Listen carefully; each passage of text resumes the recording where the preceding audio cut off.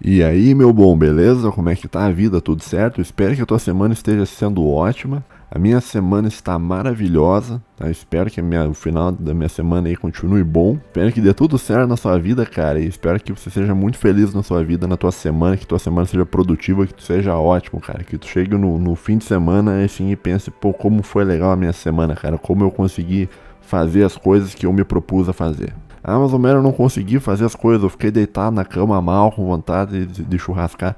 Não tem problema, meu bom. Tá? Isso aí faz parte da vida, tá? Você vai conseguir superar isso daí, você vai só, entendeu? Vai só segue a vida, cara. Entendeu? Pega, levanta e vai, cara. Entendeu? Nem que seja meio no automático, você pega e você vai, tá? Bicho, olha só, cara, essa semana eu tava pensando sobre um treco que se chama atomismo social, tá? Eu vou falar um pouco sobre isso hoje. Deixa eu ver aqui o que eu tinha preparado mais ou menos. Não sei se vai dar 1 hora, cara, mas eu vi aí. Eu não lembrava que eu tinha escrito isso aqui, cara, no roteiro, né?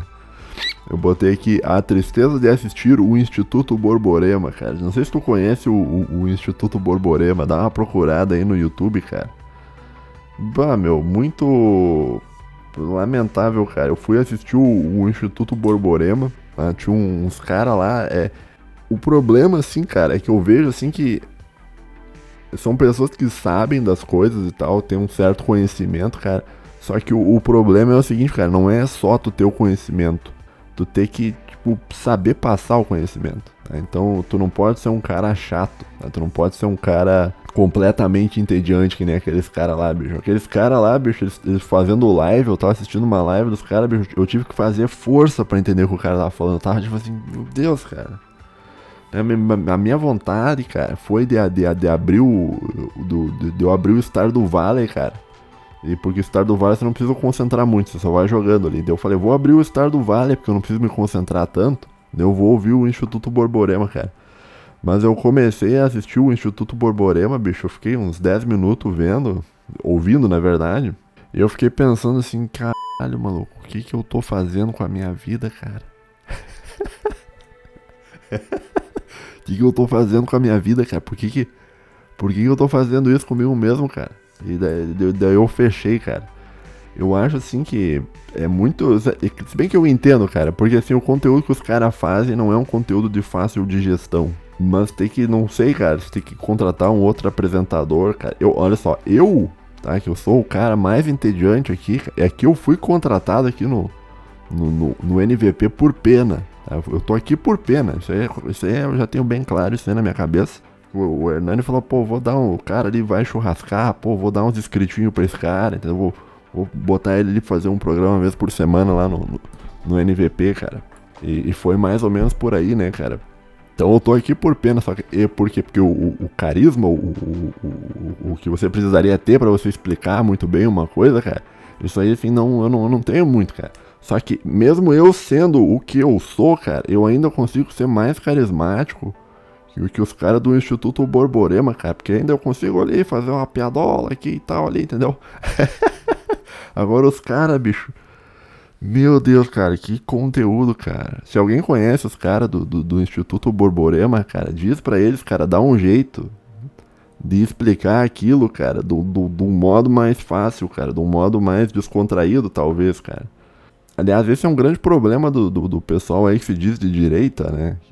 Porque assim, tem uns caras, uma boa parte das pessoas que são de direita não leem nada, não estudam nada, são uns ignorantes completos. Daí chegam os caras que estudam, só que os caras que estudam, ele só estuda, ele não faz mais nada, não sabe dar bom dia pra ninguém, cara. Ele só fica ali estudando, cara. E daí, não, quando esse cara vai gravar um vídeo na internet, ele não vai conseguir prender a atenção de ninguém, cara. As pessoas vão achar intancável o negócio. Mas enfim, eu não sei por que eu escrevi aqui no roteiro, falar da tristeza de assistir. Como é que eu escrevi aqui? A tristeza de assistir o Instituto Borborema. Mas o conteúdo dos caras é bom, bicho. Só que eu fico, pô, cara, é difícil, cara. É difícil, cara. É muito. É que nem o Terça Livre, cara. O Terça Livre, ele tinha até um conteúdo legal, mas o que segurava o Terça Livre era o Alan. Porque o Alan, assim, tipo assim, eu tenho todas as minhas críticas ao Alan, Mas vamos falar bem a verdade, o Alan conseguia falar muito melhor que eu falo, né? O Alan é um cara muito mais carismático do que eu falo, do que eu sou. Inclusive o Alan conseguiu um monte de doação, cara, porque ele já tinha uma cara assim meio de coitado, né, cara? Isso não tô falando pra diminuir o Alan. Mas tu olha, bicho, cara, pô, franciscano. Não sei se ele era franciscano, era de uma ordem, não sei do que lá, religiosa. E tu vê o cara já não tem cabelo, daí o cara já é um ferrado, já tem, entendeu? Já não consegue pagar um tratamento dentário, a gengiva do cara já. Daí as pessoas já olham, pô, coitado desse maluco aí, cara, pô, vou dar um dinheiro pra esse cara. E tipo assim, então o Alan, cara, ele já era um cara assim, já que tinha uma cara meio de coitado. Então você já olhava pro Alan e fala, pô, vou dar um dinheiro pra esse cara. Só que o Alan, além dele ter uma cara meio de coitado, ele era um cara que sabia falar muito bem. Ele sabe falar muito bem, claro. Ele não é um cara de bom senso, né? Ele achou que ele ia conseguir peitar o Supremo e tal. Os caras já, ó, não, acabou pra você, né? Tiraram o cara da internet, né? Mas ele era um cara que tinha uma fala muito boa, cara. Ele meio que segurava o Terça Livre ali sozinho, né, cara? Os outros caras do Terça Livre, meu Deus, cara, muito ruim também, cara. Muito ruim, cara. Eu não sei, ó, o pessoal da direita tinha que aprender a se comunicar melhor, cara. Aquele maluco gordinho, tá ligado? Aquele gordinho do Terça Livre, cara. Um gordinho de óculos. Como é que era o nome daquele cara? Bah, aquele cara era muito ruim, cara. Muito ruim mesmo, cara. O Ítalo, que era o segundo chefe lá do Terça Livre. Eu já vou fechar esse assunto aqui, tá? Antes de eu começar. Não sei porque eu tô falando disso, mas agora eu vou falar um pouco. O Ítalo, cara, ele até tem um certo conteúdo e tal. Só que, ó, o problema do Ítalo, cara, é que o Ítalo ele tem uma gagueira, que é um problema de fala, cara. Ele tem uma gagueira muito grande, você não dá uma agonia você ouvir o Ítalo falando. Ele abriu um outro canal, que é o Ligando os Pontos, e tu vai ouvir, cara, você fica extremamente agoniado. Ele fica precisando fazer. E tu fica assim, caralho, maluco. Tipo assim, a fala, tá, é uma habilidade que você desenvolve. Nem todo mundo nasce sabendo falar. Eu não sabia. Eu já falei, eu tive problema de dicção no passado. Ainda tem um pouco, né?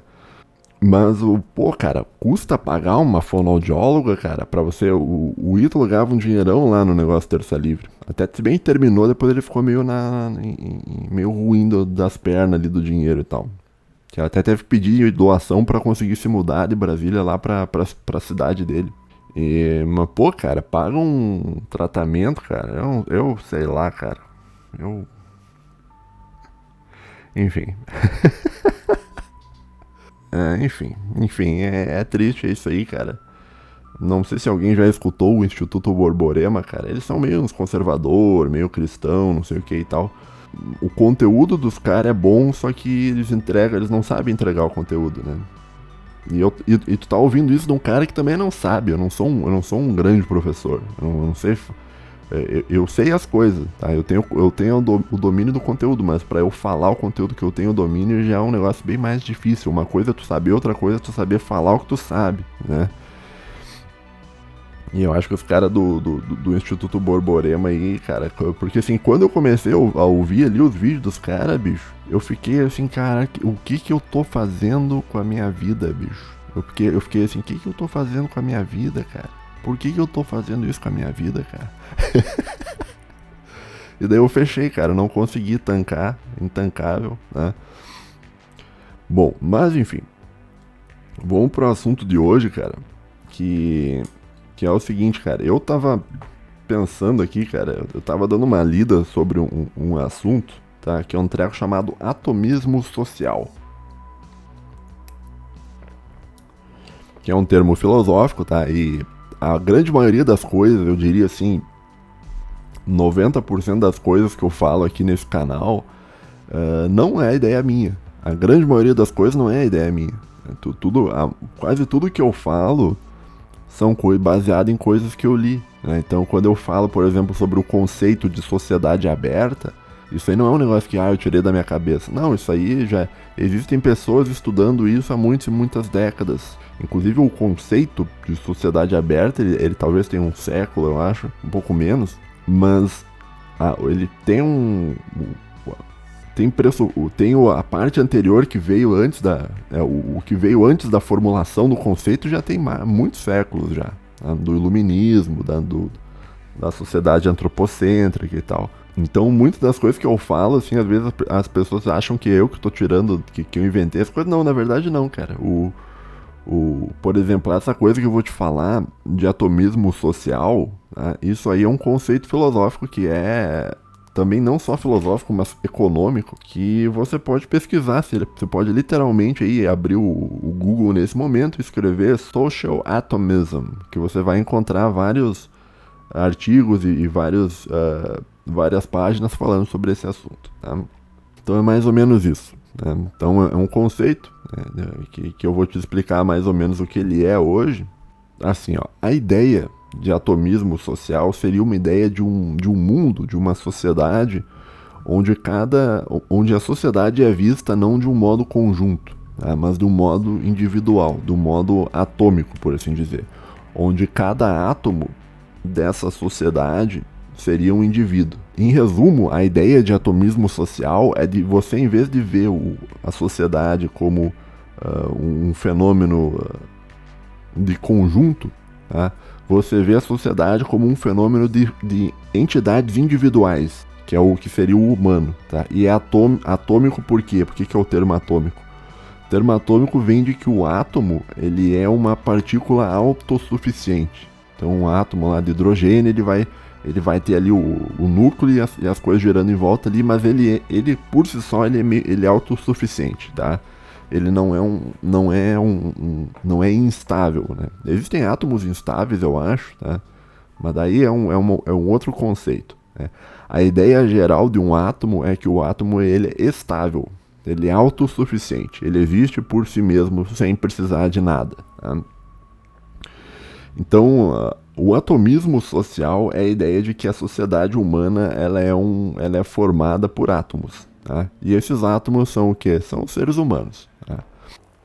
Isso vem, tá? Vamos de novo. Tá? Isso vem do negócio do liberalismo, né? Então que a sociedade ela é formada por indivíduos movidos por motivações egoísticas, né? Ou seja, uma motivação de dentro, né?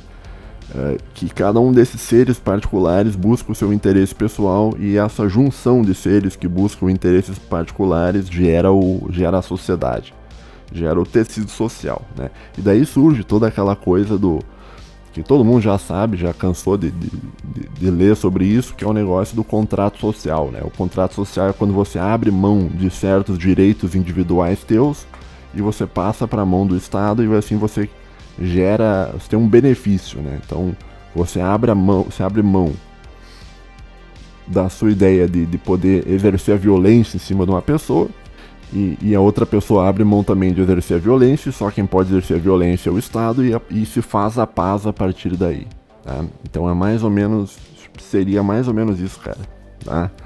Eu não sei se eu consegui explicar direito, vamos tentar de novo de um modo mais fácil, né? Então, o atomismo social é a ideia de que a sociedade humana ela é composta por átomos, tá? E esse átomo seria o ser humano, tá? E cada ser humano, justamente por ser um átomo, ele é autossuficiente, ele não precisa de nada, além dele mesmo, tá? Mas ele se junta com outros átomos porque é benéfico para ele como indivíduo se juntar com o outro, tá? Daí vem o contrato social, aquela coisa que eu já te falei, de você abrir mão da sua capacidade de violência para garantir a paz social de todo mundo, tá? Isso aí tá lá no Hobbes, tá lá no Locke e tal.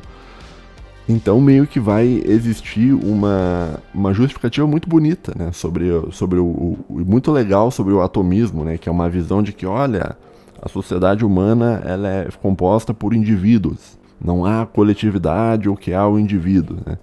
E o indivíduo ele vai se juntar com o outro e tal para garantir a paz, e essa união vai ser dada não pela natureza social humana, mas pelo egoísmo, né? Que seria a ética do egoísmo, né? O negócio de você buscar sempre o bem para você mesmo, e buscando o bem para você mesmo, você acaba gerando o bem para o próximo. Tem toda uma discussão dentro do liberalismo, do libertarianismo sobre isso e tal, sobre a ética do egoísmo e tal.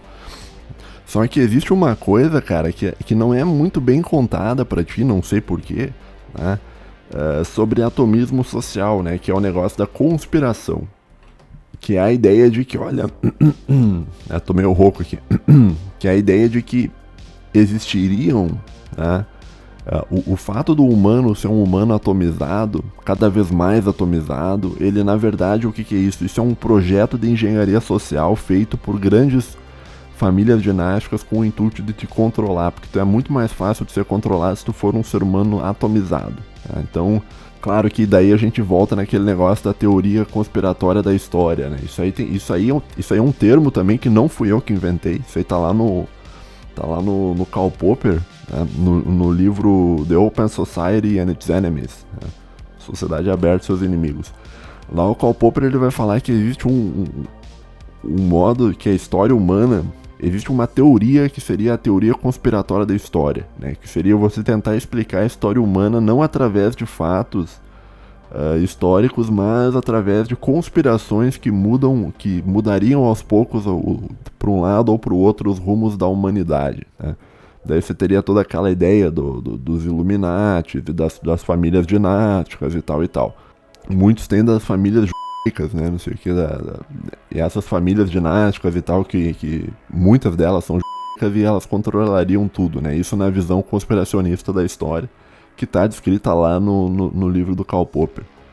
Né? O Karl Popper, veja bem, ele vai dizer que isso aí não existe. Né? Isso aí é impossível, isso aí não acontece e tal, isso aí é uma grande conspiração, isso aí não existe. Tá?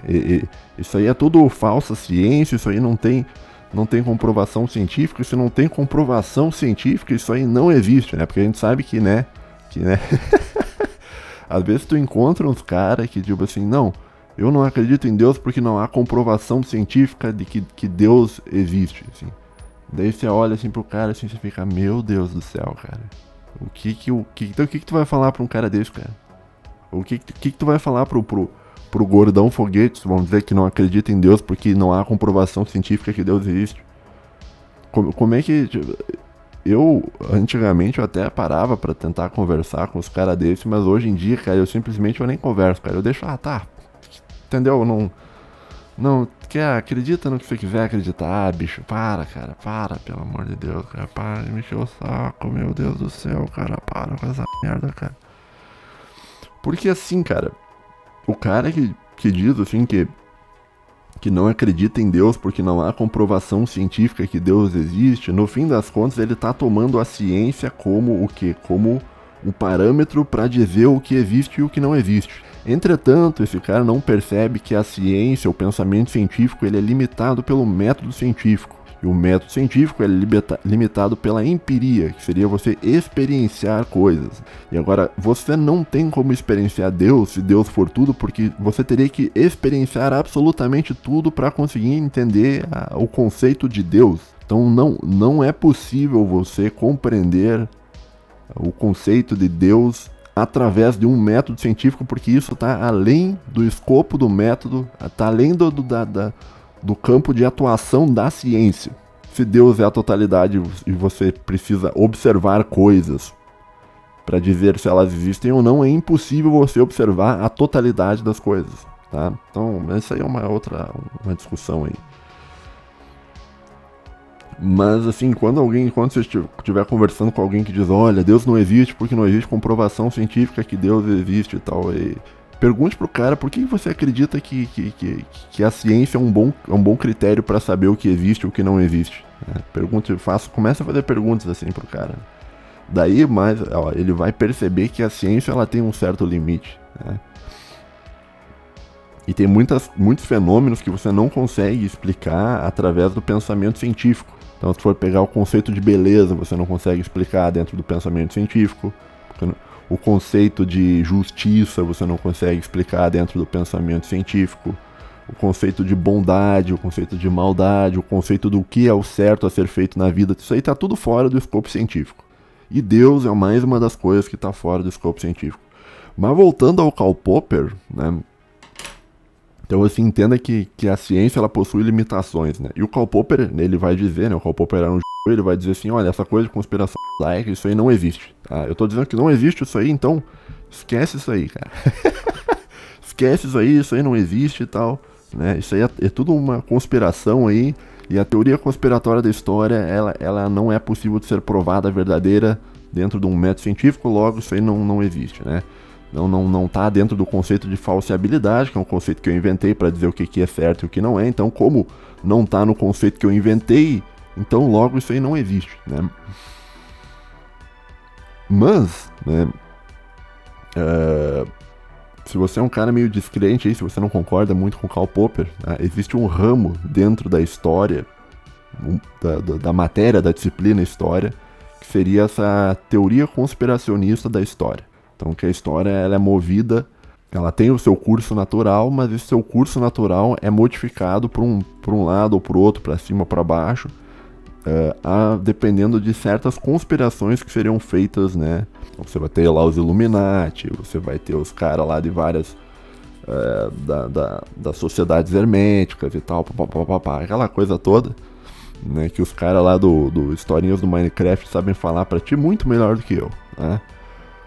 Mas existe uma conspiração, né, de que a ideia de que essa teoria atomista do indivíduo, que é uma coisa que surge lá no liberalismo, lá em Locke, lá em Hobbes, na verdade isso seria um projeto social, né, para controle dos indivíduos. Então existiriam grandes elites que possuem em si a ideia de que é preciso transformar a sociedade em indivíduos. É preciso que tu reduza o humano a uma esfera puramente individual.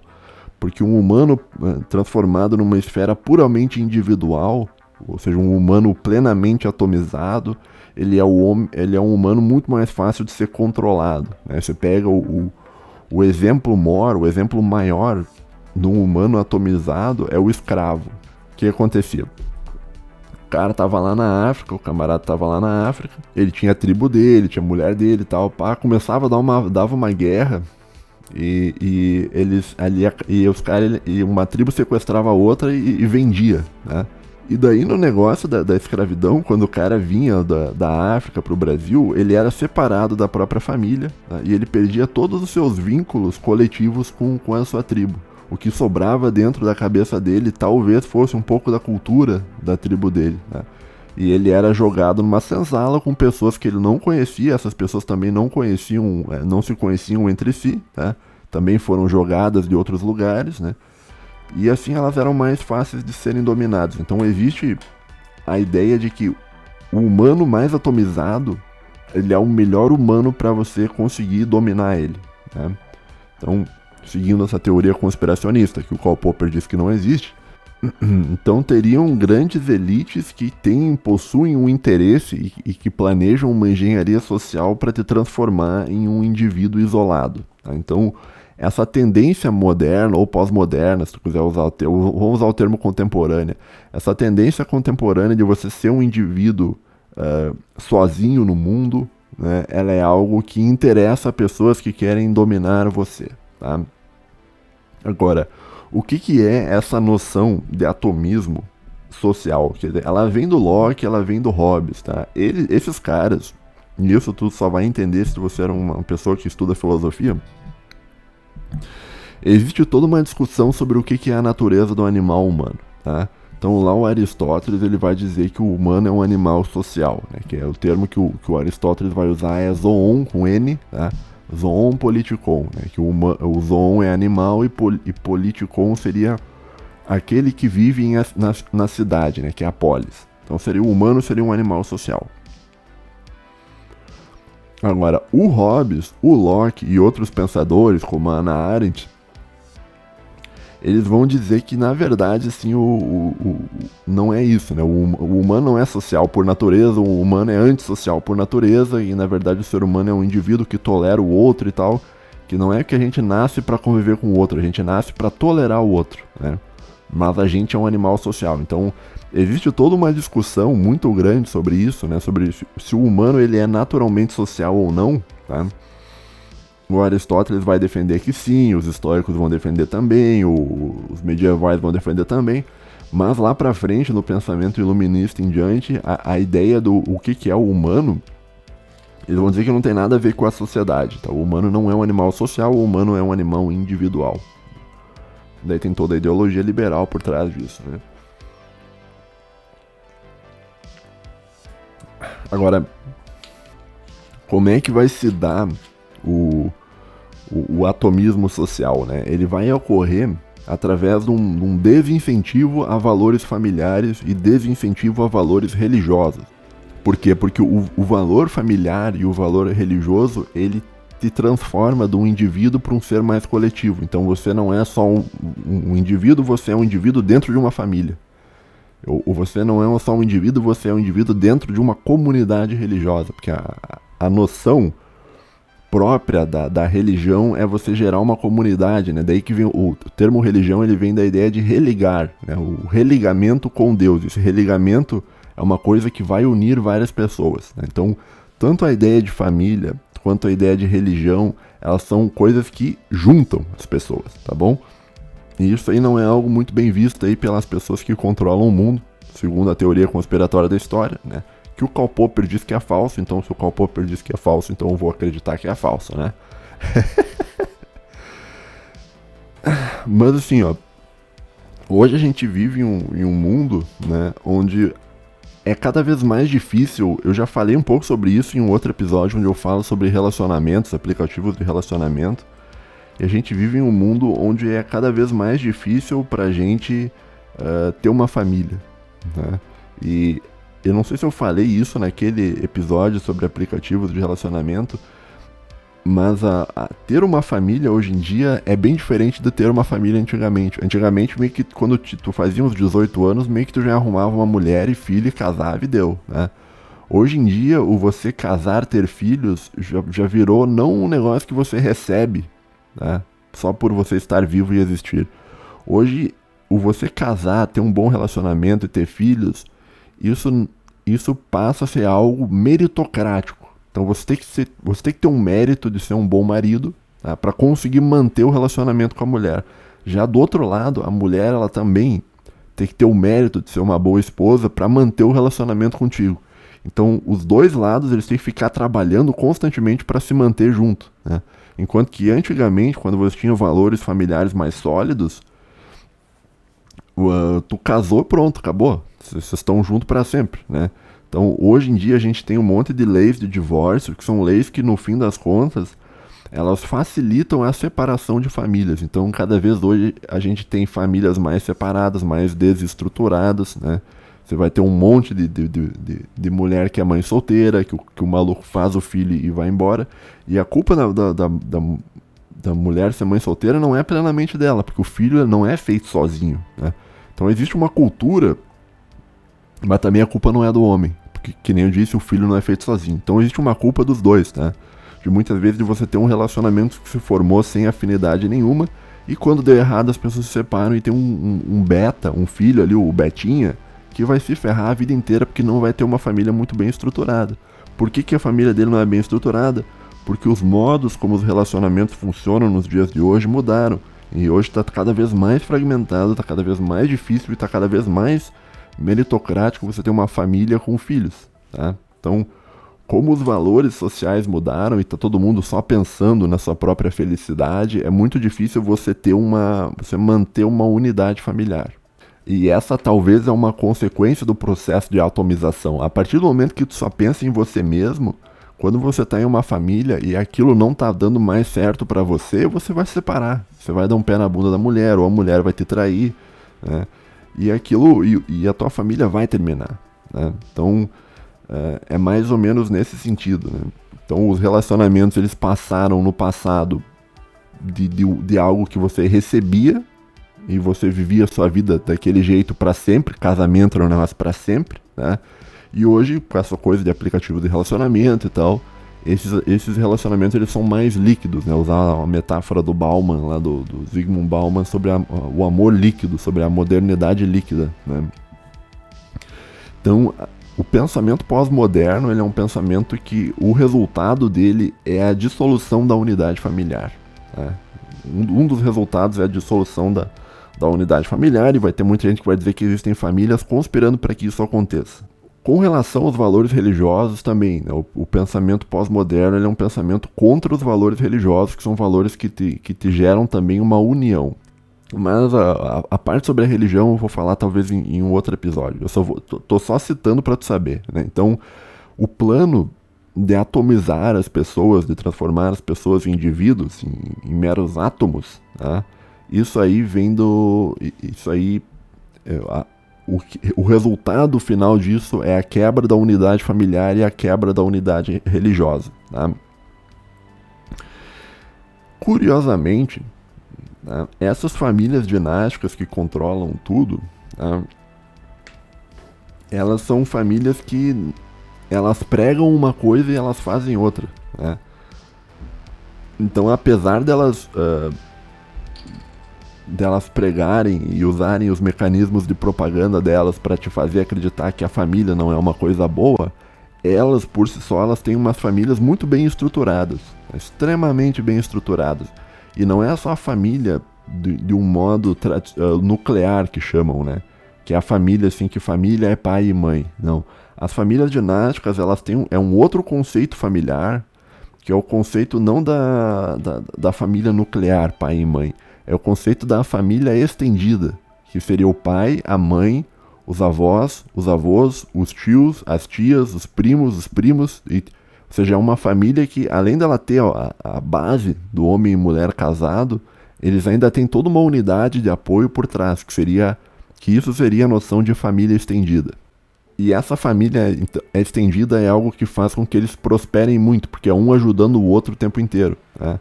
Mas, apesar deles terem essa família estendida, eles não pregam essa família estendida para outras pessoas, porque daí você vai ter famílias concorrentes entre si, né? E isso não é interessante para esses caras, né? E também vem aquilo, né, assim, ó, por que eles pregam uma coisa e fazem outra, né? Isso vai muito daquela dinâmica do senhor e do escravo, né, que eu já comentei meio por cima, né? O senhor e o escravo, isso está lá no Hegel, né? O senhor, ele precisa do escravo para ser o senhor, tá?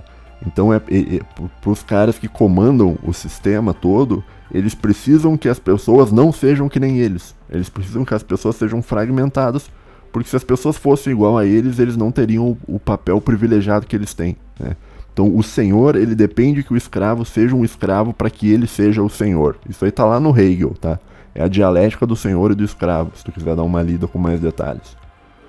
Então, assim, o objetivo final dessa teoria de atomismo social, que é tentar ver o humano como um indivíduo sozinho no mundo, isso aí vem na minha opinião, talvez, não sei se eu tô certo ou não, mas o objetivo final desses caras é controlar a tua vida.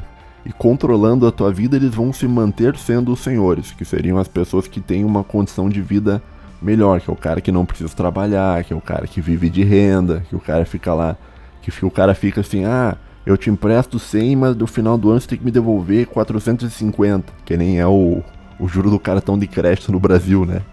Se tu quiser pegar um empréstimo, sabia disso, cara? Se tu quiser pegar um empréstimo no cartão de crédito, você pega 100 reais, cara, final do ano você tem que devolver 450 reais pro banco. E o pessoal acha isso normal, o pessoal acha isso, não, tá tudo bem você cobrar essa taxa de juros. E daí você vem e pensa assim, por que o Brasil não se desenvolve? O Brasil não se desenvolve, e muita gente diz, é o Estado que faz com que você não se desenvolva, assim. Só que o que a pessoa não percebe é que existe todo um mecanismo de controle que joga os juros lá pra cima, justamente para que o Brasil não se desenvolva. Porque assim é mais fácil de você explorar o Brasil. Porque se o Brasil fosse rico, o Brasil não estaria em uma situação de vulnerabilidade. Agora, como o Brasil está em uma situação de vulnerabilidade, ele tem que vender commodity barato, ele tem que vender matéria-prima barato. Então, existe um esquema de dominação social que ocorre através do juro, né? Que é o bom e velho pecado bíblico da usura. Isso aí não é segredo para ninguém, todo mundo que estuda um pouco de cristianismo sabe disso, né? Então existe um pecado que é de você querer, não você viver de juro, mas de você escravizar pessoas através do juro. Porque assim, né, cara, eu tô saindo um pouco do assunto, mas assim, a ideia de banco não é um problema, tá? Não há um problema você ter um banco.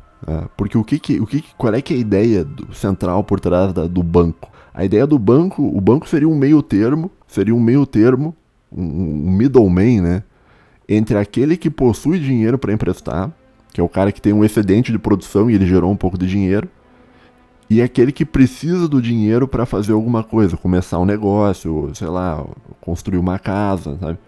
Então o que acontece? O banco seria o intermediário entre quem tem dinheiro e quem precisa do dinheiro, tá?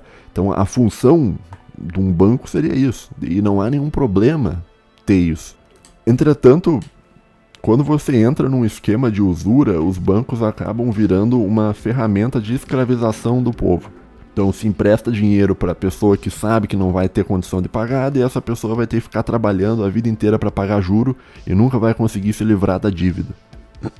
Mas enfim, isso é assunto talvez para um outro episódio, né?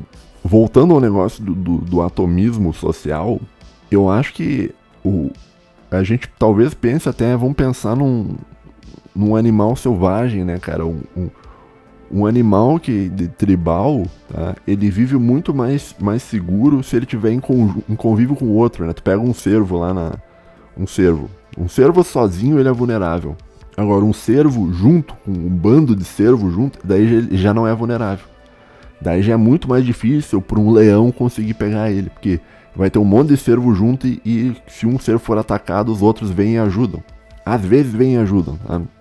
Então, a dinâmica do predador, olha só, a dinâmica do predador é interessante para o predador que o cervo seja sozinho, que o cervo não viva em comunidade, porque quando o cervo não vive em comunidade, ele é muito mais fácil de ser predado pelo predador, ou seja, é de interesse do predador dividir o grupo, né? Então você vai ver no mundo animal, muitas vezes os predadores que caçam em bando também, que eles caçam em bando, né? Alguns são solitários, tipo o tigre é solitário, mas o leão é bando. Às vezes os leões, eles se agrupam e atacam um bando de cervos, e o interesse do cervo não é pegar o cervo direto, tá? O interesse é você dividir o bando, daí o bando se divide, daí o outro se divide de novo, se divide de novo, e vai chegar um ponto que vai ter um cervo sozinho, que esse é o cervo que eles vão atacar para pegar. Então, é interessante pro predador que o cervo, né, não esteja em conjunto com outros seres, né? E eu acho que talvez de um certo modo o animal humano também funciona desse modo, né? Então é muito mais fácil de você dominar um ser humano que não possui valores familiares sólidos, que não possui uma relação muito boa com o pai e com a mãe e tal. Esse cara aí, ele vai estar mais fragilizado. Quando ele estiver mais fragilizado, esse cara aí vai pegar um empréstimo no banco para tentar morar sozinho, para tentar resolver as coisas, para tentar comprar um carro, para tentar fazer alguma coisa. E aí, aí esse cara caiu no negócio da usura. E é mais ou menos isso, né? Então existiria aí um interesse de famílias dinásticas para separar as pessoas, né? Mas, conforme eu disse, né, o Popper diz que isso aí é falso. Então, se o Popper está dizendo que é falso, com certeza isso aí não existe, tá, ouvinte? Isso aí não existe, isso aí é tudo teoria da conspiração, tá? De grupos de extrema direita, isso aí não existe, tá? Isso aí eu só tô supondo que existe, mas ó, isso aí só pelo mero entretenimento, não que isso exista, né? Porque o Popper diz que não existe, né? E se o Popper é um grande filósofo, ele diz que não existe, logo isso aí não existe. Um filósofo jamais esteve errado, assim. Só que, olha só que interessante o negócio, cara. O negócio não termina aí, tá? Funciona a dinâmica, assim, então, assim, ó, essas famílias dinásticas, esses caras aí da teoria conspiratória da história, eles querem te separar, tá? Então eles, pra capturar tua alma e conseguir te dominar. Só que ao mesmo tempo, no fundo, eles sabem que o Aristóteles estava certo. No fim das contas, eles sabem que o humano, ele possui um instinto de sociabilidade, e ele vai buscar naturalmente formar uma família, ter uma comunidade religiosa e tal. E eles sabem disso. Então existe esse desejo, por mais que eles queiram atomizar a pessoa, existe um desejo para que... Existe um desejo do humano para que o humano viva em sociedade. Que seja, o humano, ele deseja formar uma família. O humano deseja estar inserido em uma comunidade, né? Agora, o que esses caras fazem? Como eles pensam em tudo, né? Eles pensam em tudo do seguinte modo, né? Eles veem, olha, existe um desejo natural do humano em formar uma comunidade. E a gente não vai conseguir atomizar o ser humano só tirando ele da família, tirando ele da religião. A gente precisa substituir isso na cabeça dele. E essa substituição é feita do seguinte modo: vai haver um redirecionamento desse desejo natural de sociabilidade. Eles vão redirecionar isso da sua família, do seu grupo religioso, para uma empresa. A gente pega a ideia de youtuber, né? O que é o youtuber, né? Eu não gosto do termo youtuber, né? Quando eu digo assim, ó, eu não sou um youtuber. Eu não sou um youtuber, né? Eu sou o quê? Eu sou uma pessoa, um humano que possui um canal no YouTube. Eu sou um criador de conteúdo que posta vídeos no YouTube, né? Eu não sou youtuber, porque a empresa youtuber, ela não constitui aquilo que eu sou. Eu sou muito mais que o YouTube. Então, por isso que eu não gosto do termo youtuber. Mas muita gente veste essa camisa, né? E esse é o termo, vestir a camisa da empresa, né? Que tem muitas empresas que eles tratam os colaboradores, eles usam o termo como se fosse uma família. Não, olha aqui, a gente é uma família, né? O que é você olhar para uma empresa e dizer, essa empresa é a minha família, eu vou vestir a camisa da empresa? É você redirecionar a tua energia social da sua família real, da tua religião, para o mundo empresarial. Ou seja, eles sabem que eles precisam te atomizar, só que eles vão fazer, para te atomizar, eles precisam substituir uma coisa por outra. E eles substituem a tua família, eles substituem a tua religião por uma empresa. Ou seja, tem-se aí uma inversão. O desejo natural humano de sociabilidade, ele é redirecionado. Vou usar o termo do Hernani, a ressignificação. Vamos baixar o Hernani aqui. Este é a ressignificação, né? Então, o desejo que você teria normalmente de você formar uma família, né, e você ter uma religião, uma vida comunitária religiosa, né, buscando a verdade, buscando o caminho da natureza, isso vai ser ressignificado, e esse teu desejo social vai ser direcionado através dessa ressignificação. Ele vai ser redirecionado para quê? Para uma empresa. E daí que você começa a tratar a empresa como se ela fosse a tua família. Daí que você começa a vestir a camisa da empresa. Daí você vai, inclusive você vai ser um profissional muito melhor se você tiver essa mentalidade, porque nesse caso tu vai estar emocionalmente apegado à empresa. Então você vai ter um afeto, usar o termo do Spinoza, você vai ter um afeto com relação àquela empresa, que era um afeto que não deveria ir para aquela empresa, que era um afeto que deveria ir para onde? Para a tua família, né? Para o teu pai, para sua mãe, para o seu irmão, para o seu tio, para sua tia, para você arrumar uma mulher e montar um relacionamento, ou até para sua religião também, né? Por isso que daí tem gente que fala do Deus mercado, né? Que você substitui o Deus cristão por um Deus mercado e tal, mas daí já é aqueles papos meio de comunista e tal, daí já tá errado também, né? Porque daí eu já acho que eles já estão viajando, assim. Então não sei se tu tá entendendo mais ou menos o que eu tô falando, mas basicamente existe um plano para te fazer negar valores familiares, para negar a tua sociabilidade, a tua tendência natural à sociabilidade, né? Mas eles sabem que eles não vão conseguir destruir a tua família e a tua religião sem substituir ela por alguma outra coisa, né? Tu só destrói aquilo que tu substitui, né? Como diria o Nietzsche.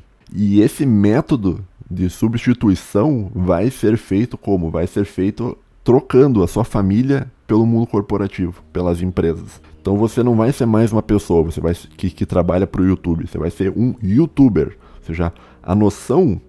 Ou seja, a empresa ela foi introjetada dentro da tua individualidade. Ou seja, você não é mais só aquilo que você é aquilo que você é mais aquilo que a empresa é. Agora, deixa eu ver quanto tempo eu já falei. 48 minutos, tá? Vou ter que dar uma editada aqui, dar uma diminuída aqui. Bom, agora, existe um modo, tá, que isso é feito, tá? E como é que isso é feito? Como é que toda essa ressignificação, toda essa atomização do ser humano é feita, né? Isso é feito através de um método. Existe todo um mecanismo de controle social para te fazer acreditar nas coisas que eles querem que você acredite. E essas coisas são duas ideias no fundo, né? A primeira ideia é que a ideia que eles querem que você acredite é que você deve se resumir a você mesmo. Tá? Você como humano deve se resumir a você mesmo, que daí seria a ideia de atomismo. Essa é a primeira ideia. A segunda ideia é que o teu desejo de sociabilidade deve ser ressignificado da sua família para a empresa. Por quê? Porque isso aí ajuda no atomismo, ajuda a você atomizar a pessoa. Agora, como isso é feito? Qual é que é o método que é usado para fazer isso com você. O método se chama propaganda. Eu já falei várias vezes sobre o Jacques Ellul, que é um filósofo que estuda isso, e ele vai dizer, isso aí tá no livro, o livro que ele fala sobre isso é Propaganda. O nome do livro é Propaganda. Deixa eu ver se tem um sobre... Eu já comentei um pouco sobre esse livro, eu já falei um pouco sobre ele. O nome inteiro do livro é o seguinte, é Jacques Ellul, Propaganda, The Formation of Men's Attitudes. Seria propaganda, a formação, sobre a formação das atitudes dos homens, né? A formação das atitudes dos homens. Então esse é um livro escrito por Jacques Ellul, que é um filósofo aí, crítico do mundo contemporâneo, crítico do mundo pós-moderno, crítico do aparato tecnológico que é usado para controlar o ser humano. Isso aqui originalmente foi publicado em... Deixa eu só ver um negócio aqui. Esse livro foi publicado em 1965, tá? 65. Um ano depois que deram o golpe militar, esse livro foi publicado.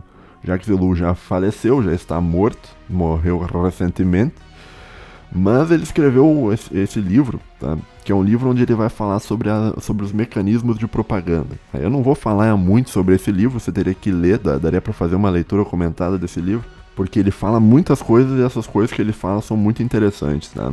Uma das coisas que o Jacques Ellul fala, que seria como funciona esse mecanismo de propaganda que quer te atomizar e substituir a tua individualidade por uma individualidade social e empresarial, um dos métodos que ele fala, ele vai fazer todo um estudo sobre o que seria a propaganda. Né? Ele vai dizer uma coisa muito interessante, né? É que a ideia, a propaganda, ela é um mecanismo contínuo de médio a longo prazo. Tá? Como assim contínuo de médio a longo prazo? Ele vai dizer que a propaganda, para fazer efeito, para funcionar, ela precisa ser implementada repetidamente por um período de médio a longo prazo. Tá? Então, por exemplo, a ideia do Bolsonaro genocida ou do Lula ladrão, escolha um aí. Tá? Essa é uma ideia que, se você dizer uma vez, as pessoas vão ouvir e vão simplesmente ignorar. Elas vão dizer, tá, ok, talvez não seja. Só que o Jacques Ellul ele vai, claro, não vai citar o exemplo do Bolsonaro e do Lula, mas ele vai dizer assim, se você repetir esse termo muitas e muitas vezes, durante muito e muito tempo, isso aí vai entrar na cabeça da pessoa. Então, eles ficaram repetindo, quando eles queriam tirar o Lula, eles ficaram Lula ladrão, Lula ladrão, Lula ladrão. E isso durante muitos e muitos e muitos e muitos meses, cara. Muitos e muitos meses. E daí as pessoas se convenceram. Tá? A mesma coisa com o negócio do genocida. Genocida. Daí hoje em dia você encontra pessoas que realmente acham que o presidente da República matou 600 mil pessoas. Isso é um resultado de uma engenharia social que é construída através dos mecanismos de propaganda. Né? A propaganda, o Jacques Ellul vai dizer que ela é centralizada nas mãos daqueles que controlam os meios de informação. Né? Ele não vai usar muito esse termo, exatamente esse termo, mas ele vai dizer que aqueles que controlam os meios de informação acabam controlando essa dinâmica de propaganda. Que ele vai usar o termo Ministério da Propaganda.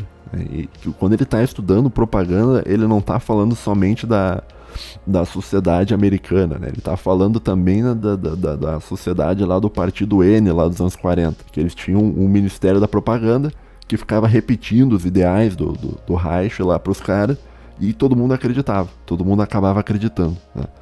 E esse processo do Ministério da Propaganda lá do Reich, ele vai também acontecer dentro do mundo liberal, que você vai ter grandes empresas de comunicação liberal que vão ficar repetindo que várias coisas, né?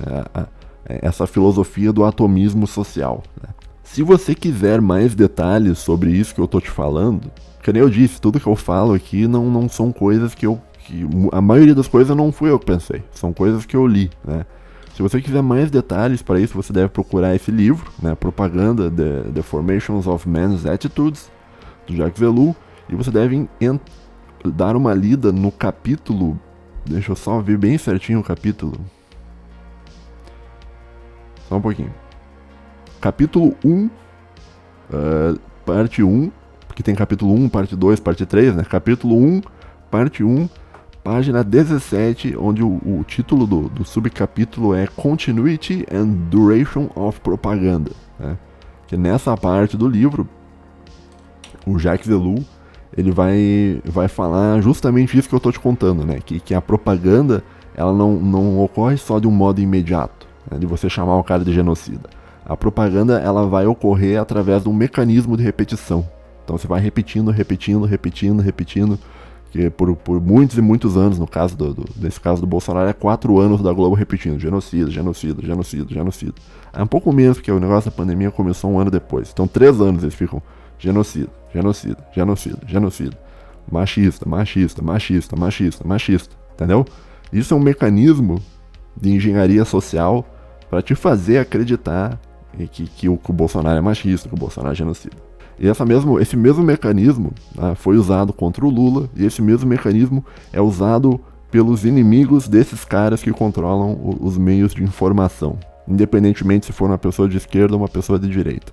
Então existe toda essa dinâmica, que é uma dinâmica de uma repetição. Você vai repetindo.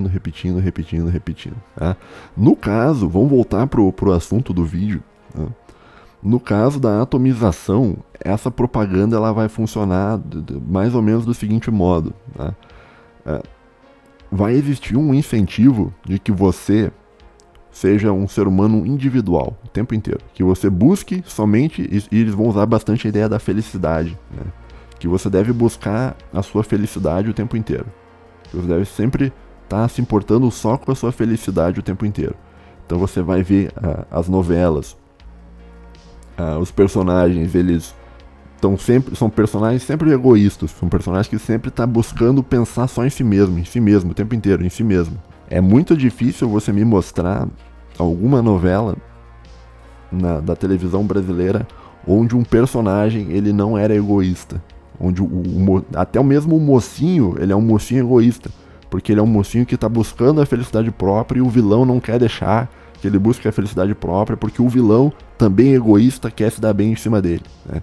Então é sempre existe uma cultura propagada através da propaganda de um modo de vida egoísta, que no fim das contas é um modo que vai entrar na tua cabeça e vai te fazer pensar que você ter uma boa vida é você ter uma vida egoísta, que é uma vida que você só pensa em você mesmo, que você não pensa no outro. E daí o que acontece? Como você só pensa em você mesmo, quando você for começar um relacionamento, você vai começar um relacionamento com uma mulher que também só pensa nela mesma, porque a propaganda fez com que ela pensasse desse modo. Então vocês vão se juntar e enquanto tiver bom para os dois, o relacionamento vai funcionar. Se começou a dar errado, vai separar. Então, através dessa propaganda, você consegue separar, você consegue impedir a formação de famílias. Não sei se tu entendeu mais ou menos o que eu falei. E daí existe um reforço, né? Então existe esse reforço aos valores individuais, né? O valor do atomismo social do indivíduo, que ele é um átomo, né?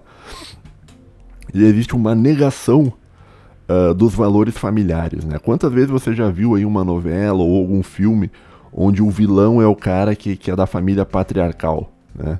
Tu pensa, ou então você pega até o Harry Potter, a própria noção do Harry Potter, né? Qual é que é a casa, qual das casas dos bruxos lá é a pior casa, né? A Sonserina, tá? Só que na verdade a Sonserina, cara, ela é uma casa que possui valores familiares, que possui uma unidade, tá, familiar muito forte, né?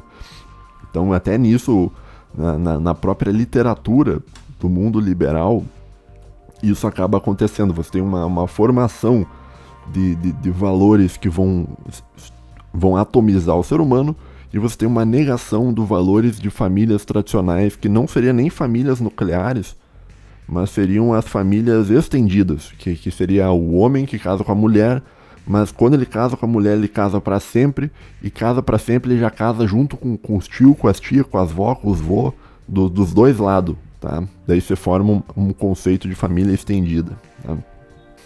Que mais que o Jacques Ellul fala, cara? O Jacques Ellul, ele vai falar, ele tem um capítulo, tá? Isso aqui tá na página, deixa eu só ver um negócio, cara, pra te referenciar certinho. Isso aqui tá no capítulo 1, parte 3, tá?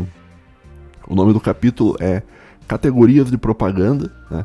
Isso aqui está na página 79, no capítulo Vertical and Horizontal Propaganda, né? Que o Elu ele vai fazer uma distinção entre dois tipos de propaganda, e aí que é interessante, né? Que eu tenho que dar uma queimada no ANCAP aqui, que está me ouvindo aqui agora, mas isso é meio... quando eu faço uma crítica aos ANCAPs, cara, eu tô fazendo isso não porque eu tenho... É mais por um esporte, assim, sabe? Eu olho assim e falo, é isso aí, cara. Eu vou dar uma criticada aqui, cara, porque hoje eu... né? Mas assim, ó, existe um negócio chamado propaganda vertical. Tá? A propaganda vertical seria isso que eu te contei. Então você tem um mecanismo de mídia, né? E esse mecanismo de mídia ele vai fazer uma novela, e essa novela ela vai te passar certos valores, e esses valores eles não vão ser uma vez explicados para ti. Eles vão ser explicados continuamente no intervalo de tempo médio ou longo. Muitos e muitos e muitos anos batendo na mesma tecla, tá? Para gerar um processo de engenharia social. Tá? Então, é uma propaganda vertical, por quê? Porque ela vem de cima, seja da elite que controla os meios de informação, para baixo. No caso, para sua cabeça, para você. Tá? E aí, cara, talvez o amigo ANCAP, ele que é frio e calculista e tal, ele vai dizer assim, não, mas eu não me importo com isso, Homero. Eu não me importo com isso, Homero. Por quê? Porque eu não assisto a Globo. O cara vai dizer assim, eu não assisto a Globo, cara. Não, você tá... Às vezes quando tu fala, assim, por exemplo, que certas emissoras não deveriam existir no Brasil, o ANCAP, ele vai dizer assim, não, você tá querendo controle estatal, é só você não assistir. Só você não assistir a Globo. Se você não quiser a Globo, é só você não assistir, né? E na cabeça do ANCAP de 17, 18 anos, quando ele fala é só você não assistir a Globo, ele tá só enxergando o efeito da propaganda vertical. Que é, digamos, a Globo te passa uma coisa, então você não assiste, logo você tá imune. Né? Só que o Jacques Ellul vai dizer é que existe um treco chamado propaganda horizontal. Isso aqui tá na página 79. Né?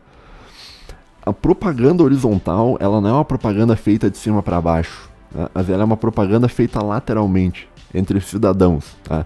Então, a Globo, ela vai te passar vários valores horríveis, né? Valores atomistas e tal. E esses valores atomistas,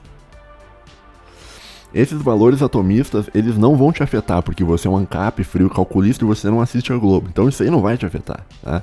Entretanto, isso vai afetar o teu vizinho, isso vai afetar o seu filho, isso vai afetar a sua tia, isso vai afetar o seu colega de trabalho. Tá? E esses caras que são afetados por esse mecanismo de controle vertical, eles vão começar a exercer uma influência horizontal. E essa influência horizontal vai ser feita através de uma pressão social.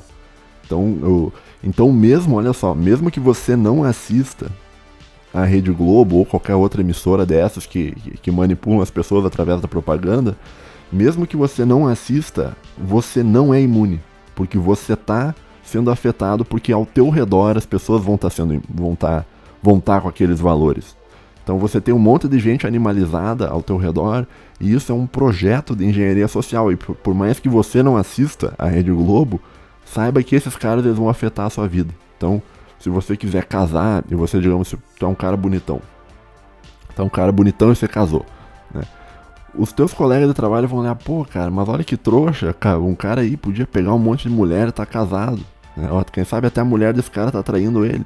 Daí começa, pô, será que tua mulher não tá te traindo? E daí eles começam a influenciar você e a sua vida, né, de um modo que você nem percebeu, mas que tu tá sendo influenciado, que é o negócio da pressão social. A pressão social, ela vem do teu ela atua de um modo inconsciente, mas é um modo vertical, horizontal, porque ela não é feita através da Rede Globo, por exemplo, mas ela é feita por pessoas que assistem a Rede Globo e que são vulneráveis à Rede Globo. Tá? Então não é só uma questão, amiguinho ANCAP, não é só uma questão de, é só não assistir. Né? Não é isso, por quê? Porque você é um animal social, porque você vive com outros seres humanos. E esses seres humanos, eles vão ser influenciados, né, por esses mecanismos de mídia, e esses caras eles vão votar. Eles vai chegar daqui a um mês, eles vão pegar e vão votar.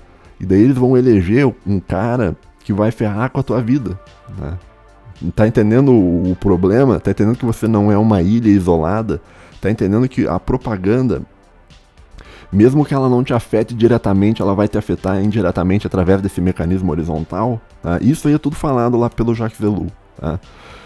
O Ellul, quando ele vai falar sobre isso nesse livro, ele não vai falar diretamente com relação a grupos de WhatsApp, essas coisas, tá? Mas ele vai usar muito o termo, ele vai falar sobre a propaganda chinesa, né? Antigamente a propaganda chinesa, ela tinha como é que eu vou dizer? Ela tinha um caráter horizontal, que era feito por agentes do comunismo que estavam infiltrados ali e ficavam fazendo propaganda horizontal, fazendo pressão social para que todo mundo aceitasse o regime, né? Então,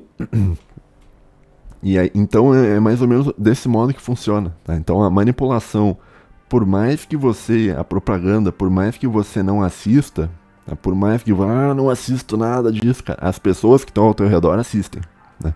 E dessas pessoas que estão ao teu redor que assistem, uma boa parte delas vai ser manipulada, né?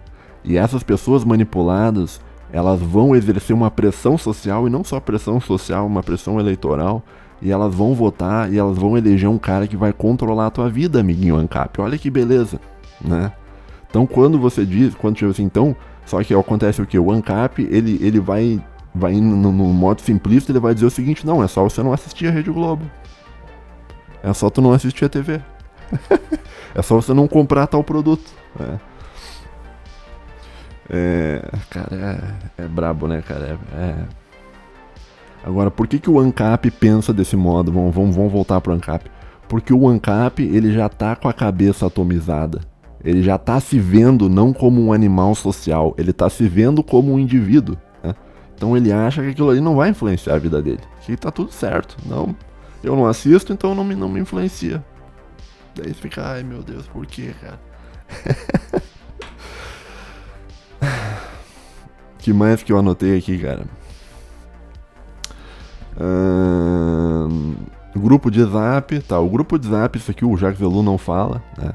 Mas o grupo de Zap, ele funciona também desse modo. Então você vai ter uma pressão social, mais ou menos desse mesmo modo, no grupo de WhatsApp, tá? Eu escrevi aqui Nando Moura e o petista na PGR, tá? Isso é um exemplo também, né? O Nando Moura, tipo, a manipulação, ela não é só feita... A manipulação de propaganda, ela não é só feita por grandes empresas, né? Às vezes o cara que trabalha no YouTube, que nem o Nando Moura, né? Ele vai te manipular também. Então ele manipula usando as técnicas que são descritas, não sei se ele sabe disso, mas ele tá usando as técnicas descritas lá no livro Propaganda, do Jacques Ellul. Então o que ele acontece? Em vez de ele dizer, olha, o cara botou um petista na PGR, ele não vai fazer isso uma vez. Não vai fazer isso uma vez. Ele vai fazer uma vez, 2 vezes, 3 vezes, 4 vezes, 5 vezes, 6 vezes, 7 vezes, 8 vezes. Ele vai ficar meses e meses e meses repetindo: petista na PGR, petista na PGR, petista na PGR, petista na PGR. Durante muito tempo, tá? E daí você vai dizer: ah, mas eu não assisto o Nando Moura, tá? Ok, tudo bem, tá? Mas existem centenas de milhares de pessoas que assistem, né? E essas pessoas, elas vão cair nesse mecanismo de propaganda repetitiva, né? E vão achar realmente, olha, não, é um horror e é melhor eu não votar. Daí o cara não vota, tá? E daí, né? O Nando Moura, eu tenho certeza que ele estuda esse tipo de coisa, cara, porque o modo que ele se expressa é um modo, assim, muito, assim, de quem estuda isso, né? Tu vai ver que os vídeos que ele começa apontando o vídeo na tela, ele começa assim, você não sei o que e tal. Ele tentando fazer um apelo pra pegar a pessoa já, e daí ficar repetindo, tá? Esse processo de repetição é um processo de propaganda, né? Que no caso do Nando Moura, não vai nem ser um processo vertical, porque não é uma grande empresa que está fazendo isso. É um cara, ou seja, no meio de outros caras, repetindo a mesma coisa. Claro que ele é impulsionado por essas grandes corporações de tecnologia, mas é um cara, então é uma propaganda horizontal também, tá? Tá bom, pessoal? Não sei se foi útil o episódio, tá? Mas dê uma olhada nesse livro do Jacques Ellul, tá? Eu não sei se tem em português, né? Eu li ele em inglês, cara, mas é mais ou menos desse modo que funciona, tá? A dinâmica de propagandas, e essa dinâmica de propaganda é usada para quê? Para te atomizar, para negar os teus valores familiares e fazer com que você só pense em você mesmo. E daí quando você só pensa em você mesmo, você é um cervo isolado no meio do mato com um monte de leões tentando te pegar. Tá bom, ouvinte? Então é isso. Um abraço a todos, fiquem bem, tenham uma boa semana e tchau, tchau.